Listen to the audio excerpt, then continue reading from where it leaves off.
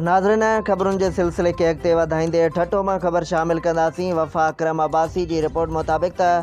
ठटे जे मंगणहार आरफाणी बिरादरी पारां अली रज़ा आरफाणी खे पीपल्स पार्टी ठटो सिटी में रिकॉर्ड ऐं वाक़ियात जो उहिदो मिलण जी ख़ुशीअ में खेसि ठटे में शानदार आजाणो ॾिनो वियो, जंहिंमें शरीक मुख़्तलिफ़ बिरादरी जे मुहदसिन तोड़े शहरनि पारां खेसि लोंगिन ऐं अजरकनि जा तोहफ़ा पेश करे खेसि मुबारकूं ॾिनियूं ऐं ख़ुशीअ जो इज़हार पिणु कयो वियो। उन मौक़े ते राजा राहिल आरफाणी, रोज़ी खान दुरानी, फ़कीर अकरम मंगणहार ऐं ॿियनि पीपल्स पार्टी ज़िले ठटे जी क़यादत जो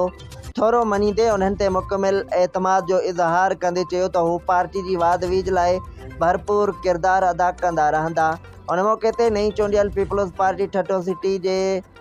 रिकॉर्ड ऐं वाक़ियात सेक्रेटरी अली रज़ा आरफाणी पारां आयल समूरनि माण्हुनि तोड़े पार्टी क़यादत जो